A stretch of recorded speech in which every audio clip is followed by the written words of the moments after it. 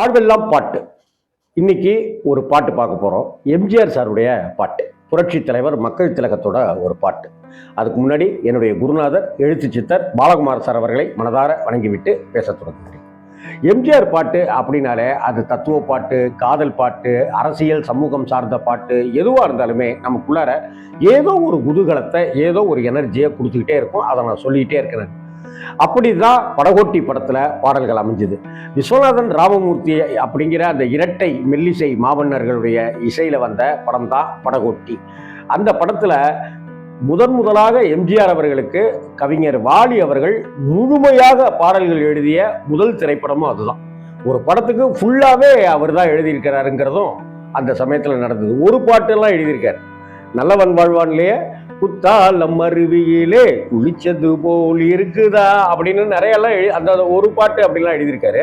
ஆனா இந்த படத்துல மட்டும் ஒரு பாட்டு, அப்புறம் 2 பாட்டு, அப்புறம் எல்லா பாட்டையுமே அவருக்கே கொடுத்துருங்க அப்படின்னு சொல்லி அந்த படத்துக்கு உண்டான அத்தனை பாடல்களையும் தொட்டால் பூமலர்லேருந்து ஆரம்பிச்சு எல்லா பாடல்களையும் கொடுத்ததெல்லாம் கொடுத்தான், தரைமேல் பிறக்க வைத்தான்னு எல்லா பாடல்களையும் கவிஞர் வாலி அவர்கள் தான் எழுதினாரு. இன்னும் சொல்ல போனா வாலி அவர்களுக்கும் எம்ஜிஆர் அவர்களுக்கும் அதற்கு அடுத்தாப்புல கண்ணதாசன் எம்ஜிஆர் மாதிரி ஒரு பெரிய பந்தம் ஒன்று அதுக்கப்புறம் டிராவல் ஆக ஆரம்பிச்சு.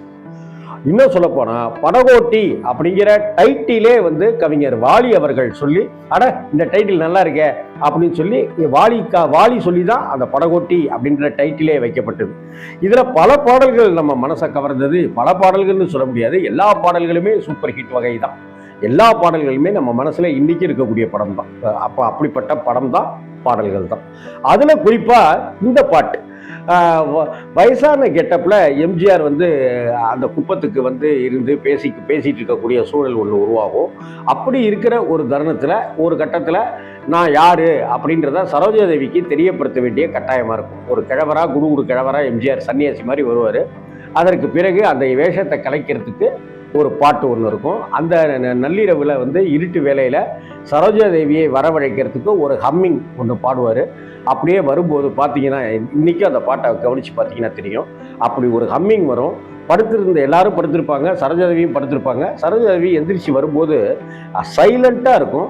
அந்த ஹம்மிங் முடிஞ்ச உடனே சக்குன்னு சலங்க சத்தம் கேட்டுகிட்டே இருக்கும். சரோஜாதேவி நடந்து வருவாங்க, அந்த சலங்க சத்தம் மட்டும் கேட்டுகிட்டே இருக்கும். அதுக்கப்புறம் திரும்ப ஹம்மிங் வரும். அப்படியே சுற்றி முற்றி பார்த்துட்டு நடந்து வருவாங்க, அதே சலங்க சத்தம் கேட்டுட்டு இருக்கும். அதுக்கப்புறம் எம்ஜிஆர் அப்படியே சுற்றி பார்ப்பாங்க. எம்ஜிஆர் ஒரு இடத்துல உட்காந்துருப்பாங்க. அப்படியே ஸோ இவர் தானா இந்த கிழவனா அப்படின்னு சரோஜாதேவி ஒரு பார்வை பார்ப்பாங்க. பக்கத்தில் ஒரு ஓடை தண்ணி மாதிரி ஒன்று சின்னதாக இருக்கும். அந்த தண்ணியில் டக்குன்னு எம்ஜிஆர் என்ன பண்ணுவார், வயசான கெட்டப்பு, காவி உடை, தாடியெல்லாம் வச்சுக்கிட்டு, நரைச்ச தாடியெல்லாம் வச்சுக்கிட்டு, கையில் ஊன்றுகோல்லாம் வச்சுக்கிட்டு இருப்பார். டக்குன்னு அவர் என்ன பண்ணுவார், 2 காலையும் தூக்கி தண்ணிக்குள்ளார வச்சு குழந்தையெல்லாம் ஆடுவாங்கல்ல, அப்படி இப்படின்னு பழக்கன்னு அப்படி ஆடுவார். அப்போ ஆரம்பிக்கிற பாட்டு. அந்த பாட்டுக்கு உண்டான வரியை வாலி அவர்கள் எப்படி எழுதியிருக்கிறார் பாருங்க. நான் ஒரு குழந்தை, நீ ஒரு குழந்தை, ஒருவர் மடியிலே ஒருவரடி அப்படின்னு பாடும்போதெல்லாம் வயசான கேட்டபடியே தான் இருப்பார். மாற்ற மாட்டார், அதை எடுத்துட மாட்டார். நரைச்ச முடி, தாடி, காவி உடை, கையில் குச்சி அப்படி இப்படிலாம் வச்சிருப்பாரு. நான் ஒரு குழந்தை, நீ ஒரு குழந்தை, ஒருவர் மடியிலே ஒருவரடி, நாளொரு மேனி பொழுதொரு வண்ணம், ஒருவர் மனதிலே ஒருவரடி அப்படின்னு சொல்லும்போது அந்த குச்சி அந்த ஒரு அப்படி வளைஞ்சு இருக்கும் இல்லையா, வயதானவர்கள் வச்சிருக்கிற அந்த ஊன்றுகோல், அதை பிடிச்சி சரோஜாதேவி கையை பிடிச்சி இழுப்பார். அது மாதிரிலாம் சேட்டைகள் பண்ணுவார் எம்ஜிஆர். அவருக்கே உண்டான குறும்பு அதெல்லாமே. அப்போ அப்படி பாடிக்கிட்டே வரவர் டக்குன்னு தாடியை எல்லாத்தையும் கழட்டி ட்ரெஸ் எல்லாம் மாற்றுவார். பழைய அந்த எம்ஜிஆர், அந்த படம் முழுக்க வருகிற அந்த எம்ஜிஆர் தெரிவார். சரோஜாதேவிக்கு சந்தோஷம், ஆச்சரியம் அப்படின்னு ஆகிடும். உடனே நேற்றொரு தோற்றம் இன்றொரு மாற்றம், பார்த்தால் பார்வைக்கு தெரியாது, நேற்றொரு தோற்றம் இன்றொரு மாற்றம், பார்த்தால் பார்வைக்கு தெரியாது, தொடங்கிய பாதையில் தொடர்ந்து வராமல் தூரத்தில் நின்றால் புரியாது. தொடங்கிய பாதையில் தொடர்ந்து வராமல் தூரத்தில் நின்றால் புரியாது. பவழக்கொடியே வா, சிந்தாமணியே வா, மணிமேகலையே வா, மங்கம்மாவே வா. நான் ஒரு குழந்தை, நீயொரு குழந்தை, ஒருவர் மடியிலே ஒருவரடி. நாளொரு மேனி, ஒரு வண்ணம், ஒருவர் மனதிலே ஒருவரடி அப்படின்னு வரும்.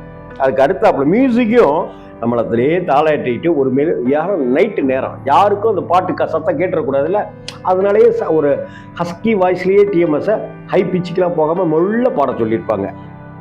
அதுக்கப்புறம் பார்த்தீங்கன்னா, ஊரறியாமல் உறவறியாமல் யார் வர சொன்னார் காட்டுக்குள்ளே, ஓடிய கால்களை ஓட விடாமல் யார் தடுத்தார் உன்னை வீட்டுக்குள்ளே.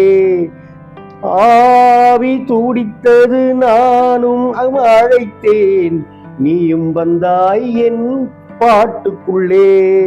ஆவி துடித்தது நானும் அழைத்தேன், நீயும் வந்தாய் பாட்டுக்குள்ளே. பவழக்குடியே வா, சிந்தாமணியே வா, மணிமேகலையே வா, மங்கம்மாவே வா. நான் ஒரு குழந்தை, நீ ஒரு குழந்தை, ஒருவர் மடியிலே ஒருவரடி.